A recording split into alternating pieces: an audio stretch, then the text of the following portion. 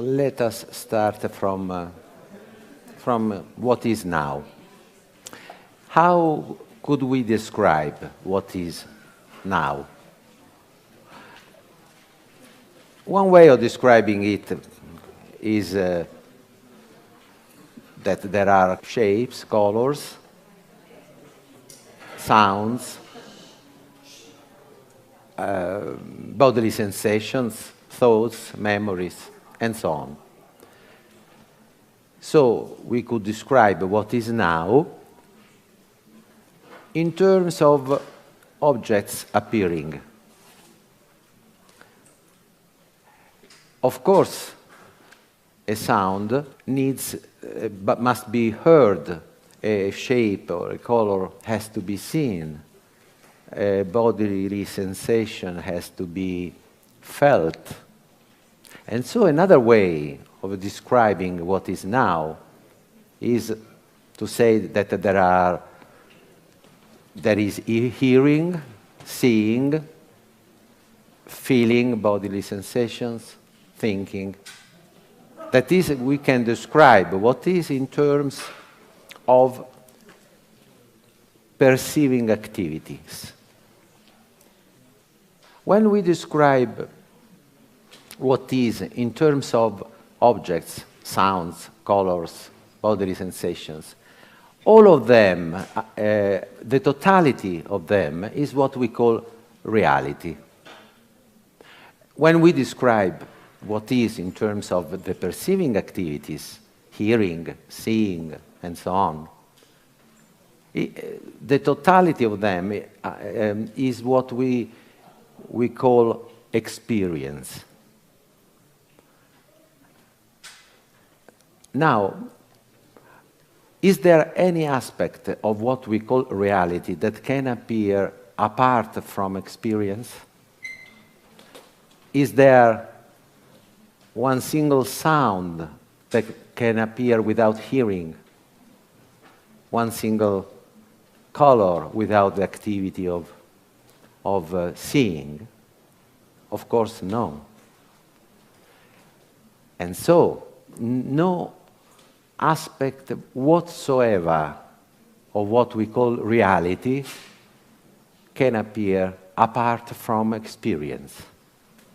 And so, as far as it concerns us, reality is not separate from experience. Reality and experience are two different ways to name whatever it is. Now, experience, our experiences, seeing, hearing, happen in a perspective that we can describe as first person. I see, I hear. There is an alive first person perception of things. And that is what usually we call consciousness or awareness. And also what we call awareness is the sensitive space where every experience appears and disappears. Because every experience arises and passes away. There is no experience that lasts forever. And this appearing and disappearing of experiences is what we call change.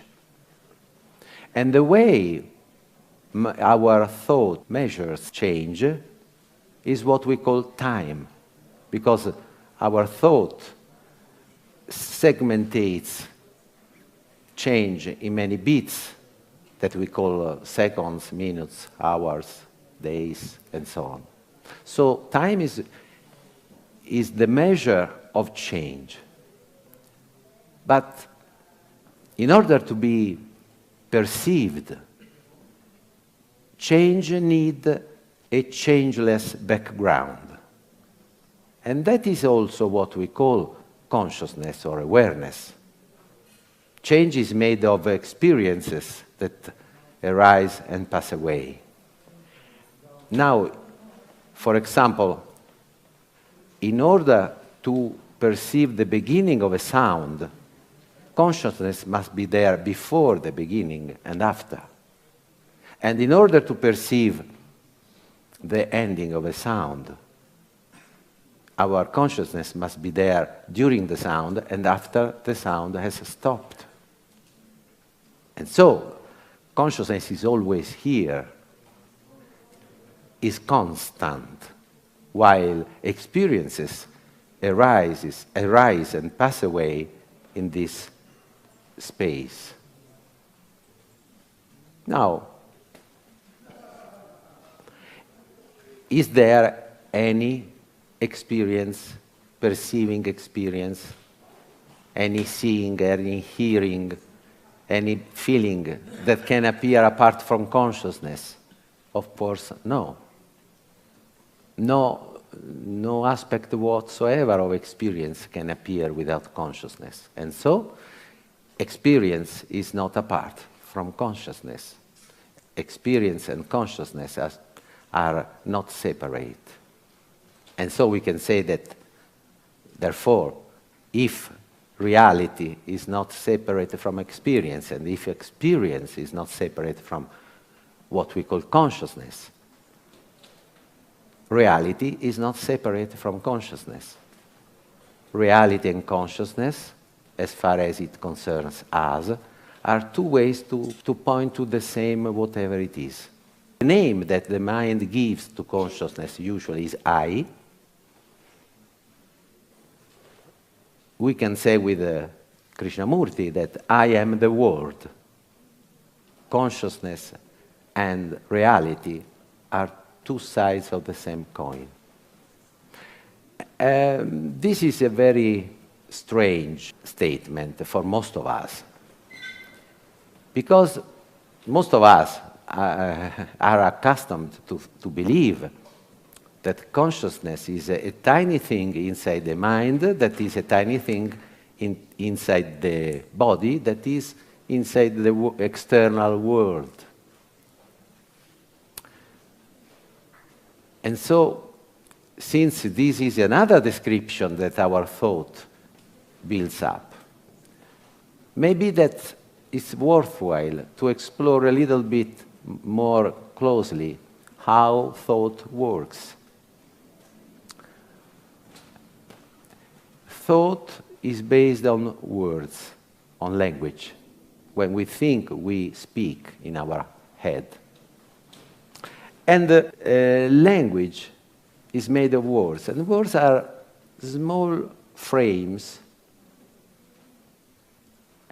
that we put around a single aspect of this wide show that we call reality. And the frame creates an opposition between what is inside and what is outside. What is inside is what the name means. So when we say bottle, we put the frame here, and what is inside the frame is the bottle, and what is outside is not the bottle. And this is the use of the words, because when I ask you for a bottle, I expect a bottle and not an umbrella. But when our mind has done this frame, we easily tend to think that what is inside the frame is actually separate from what is outside the frame. And this is where duality begins. As an example, a rose seems completely different from garbage or from a thorny branch.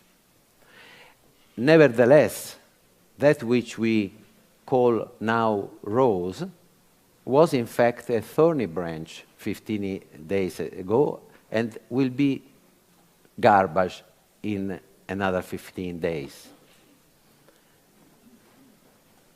And the rose even seems separate from water, from the earth, from the cloud, from the sun. But if you look closely, we discover that it is literally made of the nourishment absorbed from the earth, of the water sprinkled from the cloud, and of the light of the sun that warms and gives life to it. So, rose, branch, cloud, water, earth, sun are only different names to one indivisible process that we call universe, where no particular form can be isolated from the whole, and even our own bodies are nothing more than a continuous flow of water, food, air, and heat, which passing through us becomes us, so that it is impossible to strictly separate what is inside and what is outside.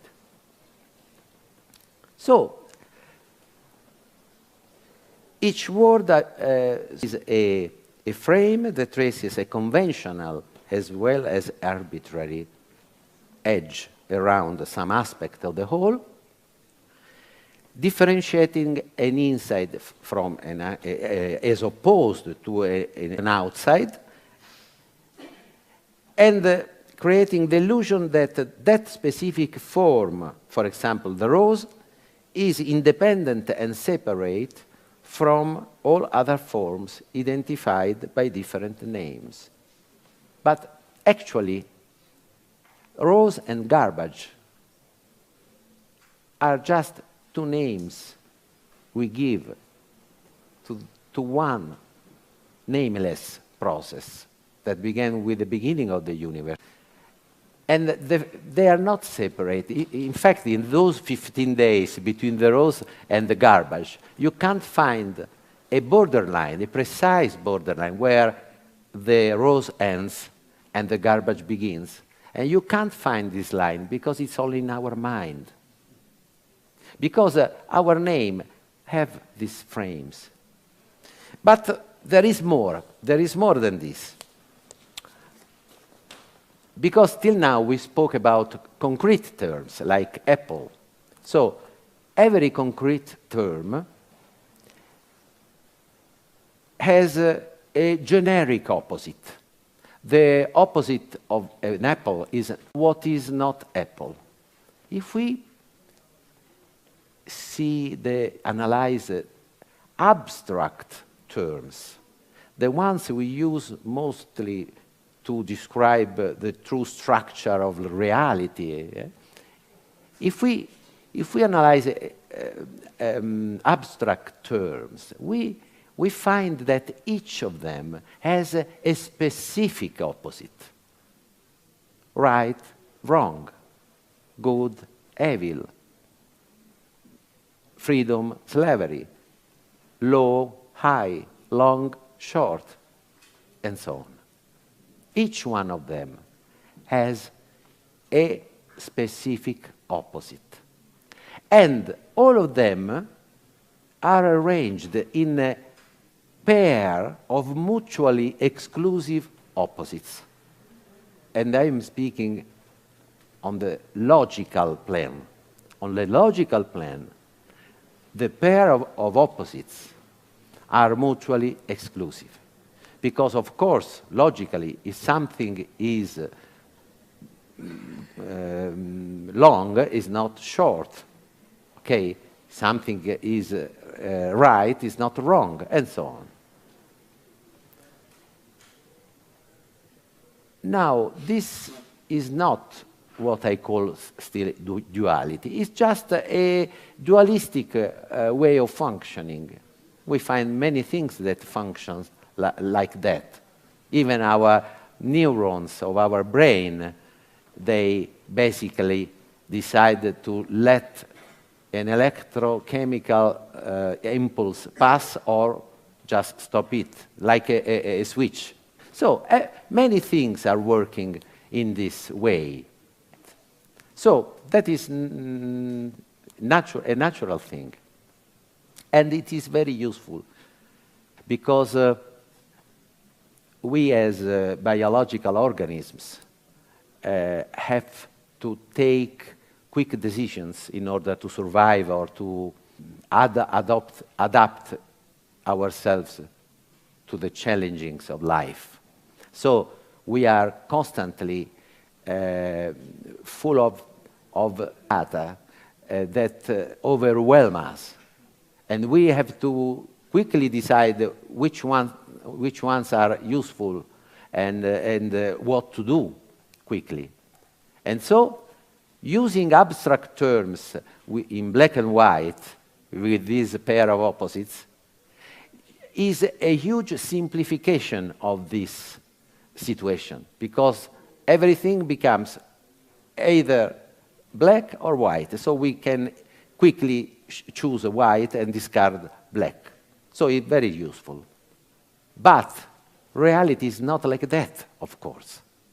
Reality is full of many degrees of colors. It's not in black and white. Not even a movie is in black and white. A movie in black and white is full of grays. No? And so the problem is not that we use this simplification that is useful. The problem is when we transfer the mutual exclusiveness of the opposites from the logical plane into the reality. And we begin to think that the reality works in that way. While in reality, opposites imply each other, are indivisible. If you have a piece of paper and you just draw a vertical line, you create right and left. And what is more opposite? Something either is right or is left. But if I ask you, please, I want only the right, don't give me the left. How could you? Because when you track that line, when you draw that line, both opposites appear. Because the line is just one. And it's the line of our mind. So language is indeed too limited to describe whatever it is. If I say one, it excludes multiplicity.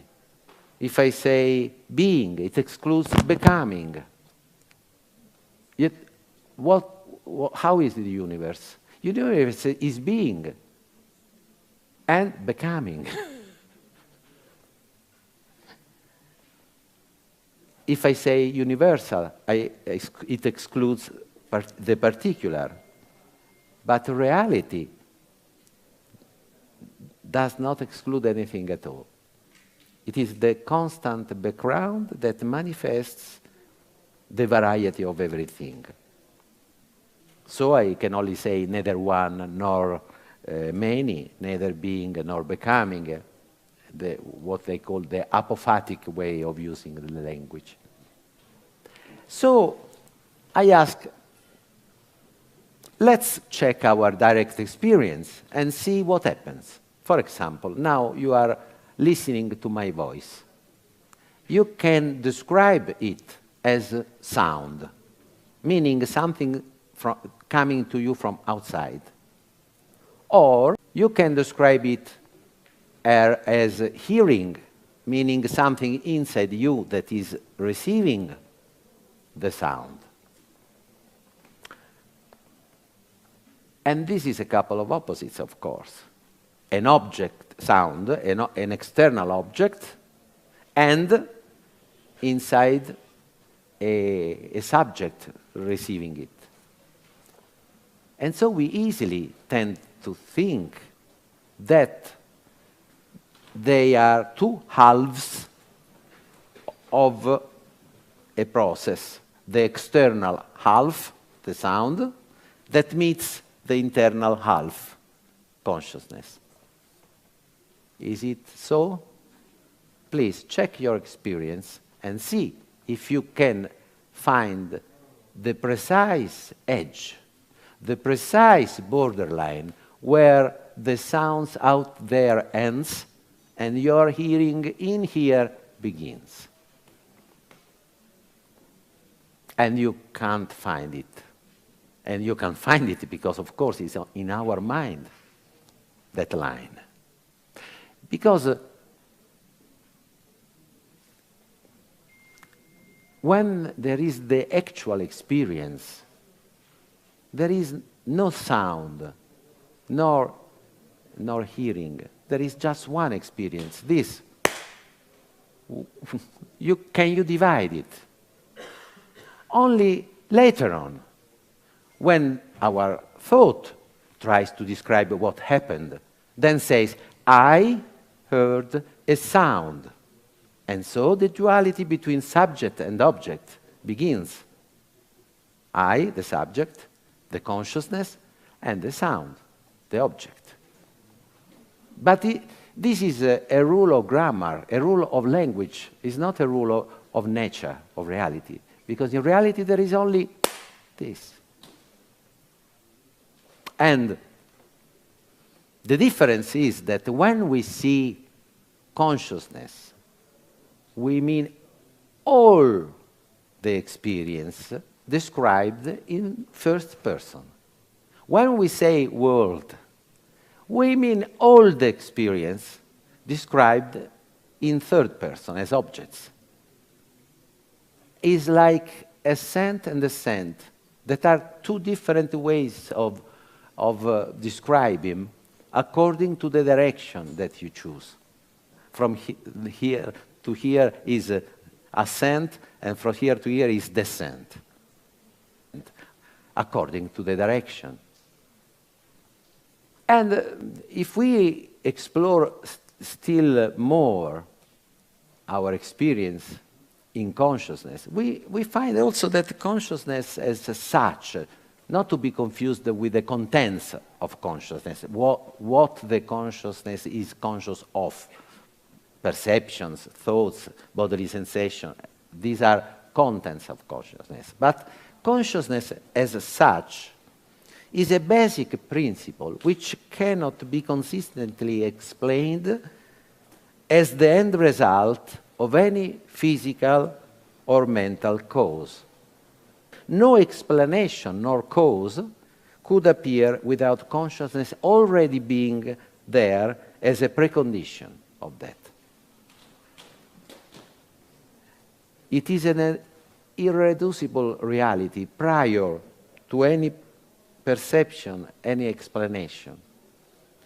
In neurosciences, they often think that consciousness is an effect of an organic material cause, that is the brain. From the brain appears consciousness. That is, that let's say B consciousness, in order to exist, must rely on A, brain. But brain can only be seen, observed, and studied in consciousness. Without consciousness, we couldn't perceive, we couldn't observe, we couldn't analyze, we couldn't study brain. And so also brain, in order to exist, must rely on consciousness. And so it's not so scientific to think that B depends on A, consciousness depends on brain, when it is also true that A depends on B, unless you admit that they are just two sides of the same coin. They're just two ways of describing the same mysterious thing. And so consciousness is becoming very mysterious because, of course, we cannot know consciousness as an object. Consciousness is what inside us knows everything, but we cannot see consciousness as an object. Shankara says it's like the fire cannot burn itself. The knower cannot know himself as an object, of course. And nevertheless, whenever you ask, do I exist? Am I aware? The answer is yes. And did you need to ponder on the answer, or the evidence of being was there before any thought? The sense of being, that, which the mind translates in the sentence, I am, is the precondition for everything else to appear. Because if, first of all, I am not here, then no perception, no sensation, no thought can appear. So being awareness is prior to the appearance of anything else.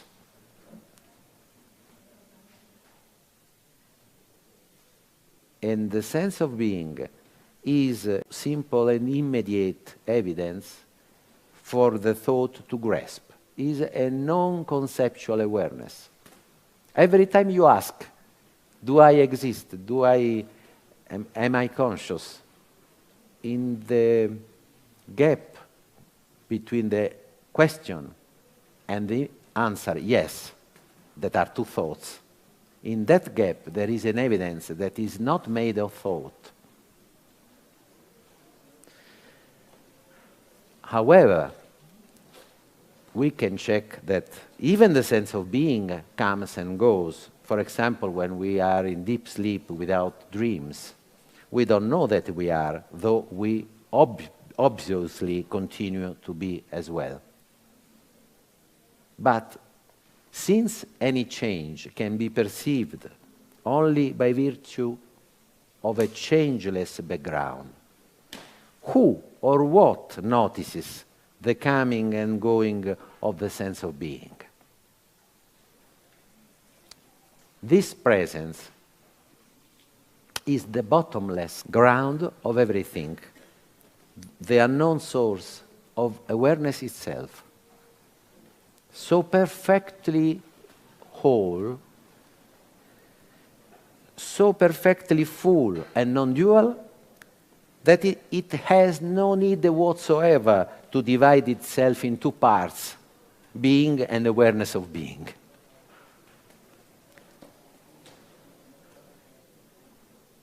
And thought cannot, of course, understand it. And hypnotized as we are by the illusory idea of being only a tiny fragment separated from the whole, and therefore hounded by a deep sense of lack and that prompts us to pursue a completeness that always eludes us. In our everyday existence, we ceaselessly go after external goals, the next salary, the next mate, the next vacation, the next work, the next house, and so on. But life is too vast, too exuberant, too rich to be confined within the boundaries of one specific goal.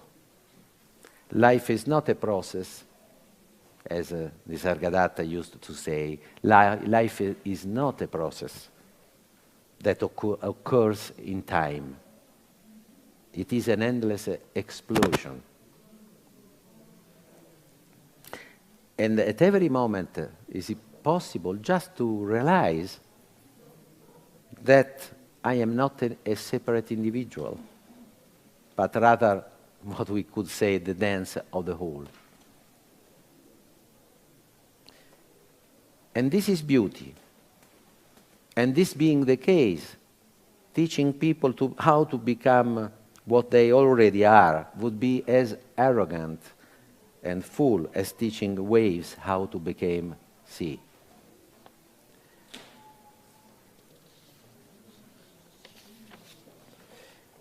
We don't need to understand that mystery, simply because we are it. actually, in one's direct and immediate experience, everything, thoughts, perceptions, attention, suffering, the dualistic stance, and even the idea of awareness, and even the idea of non-duality, all are just phenomena arising and passing away in as the mysterious aliveness that we are. The first time that a hint of this aliveness appeared in the story of my life was in 1981, when I had the privilege to meet for a few days Nisargadatta Maharaj, just 6-7 months before his death. He was still very energetic, but because of the cancer at the throat, he used not many words. He didn't explain very much. He was just saying very direct sentences, pointing directly to the Absolute. And I remember the first day I was sitting in that small room with not more than 15-20 people. I decided to be in silence and just to listen to what was happening.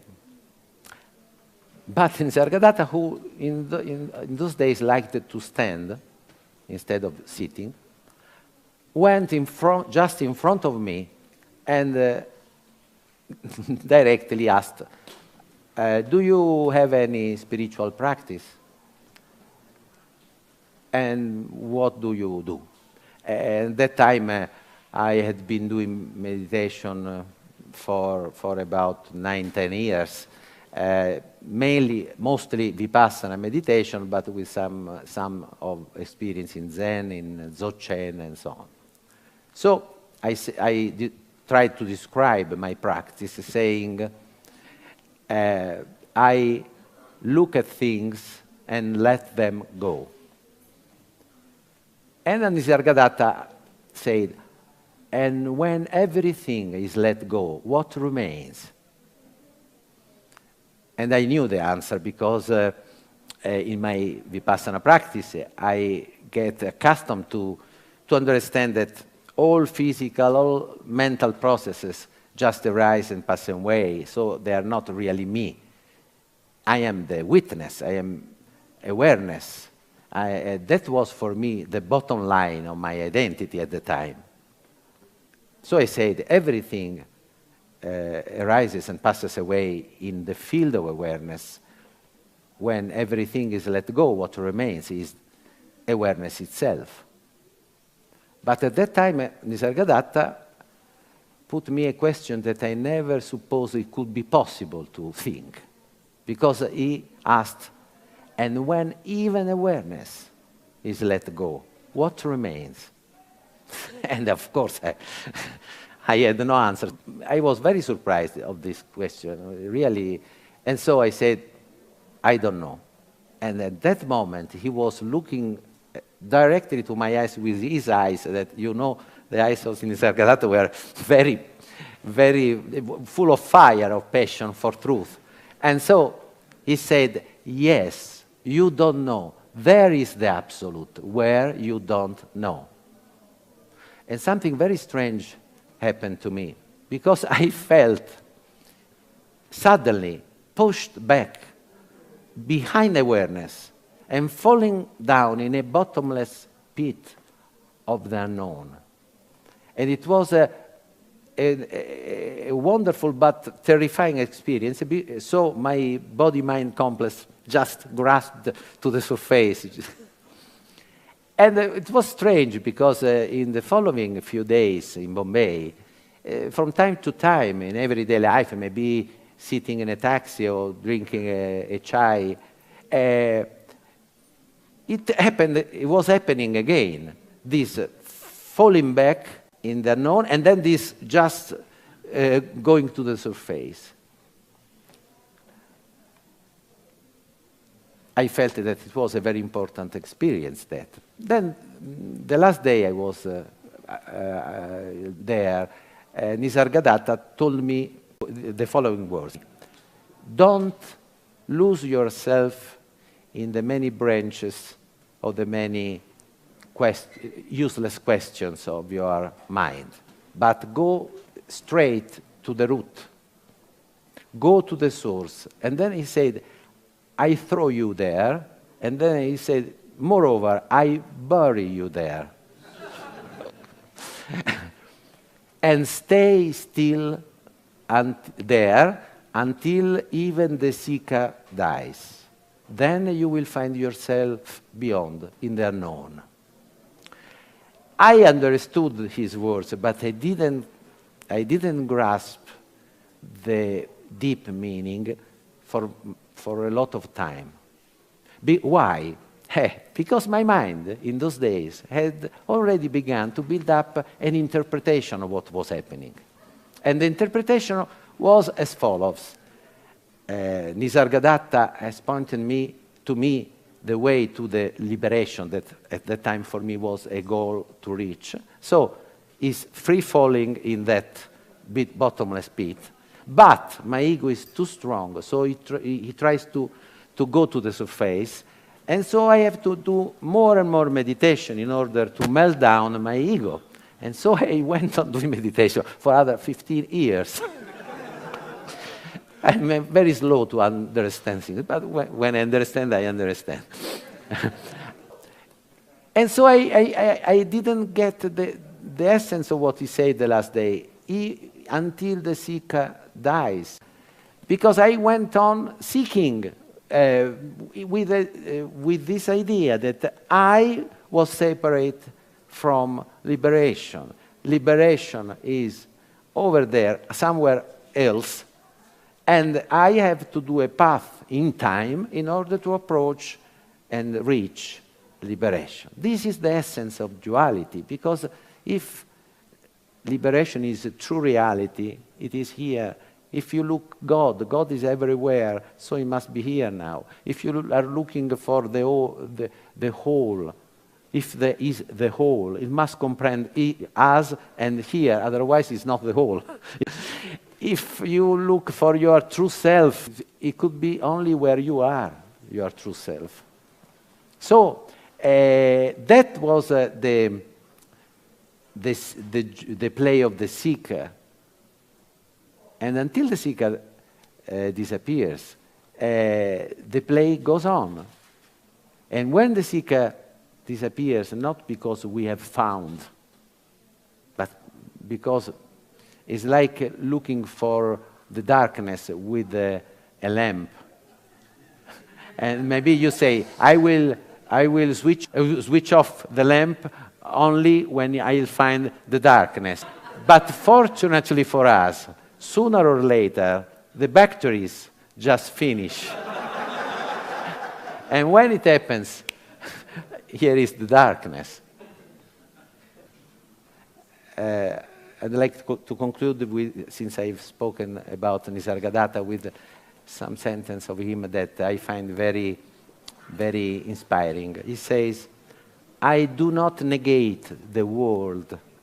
I see it appearing in consciousness, which is the totality of the known in the immensity of the unknown. That's it. Thank you.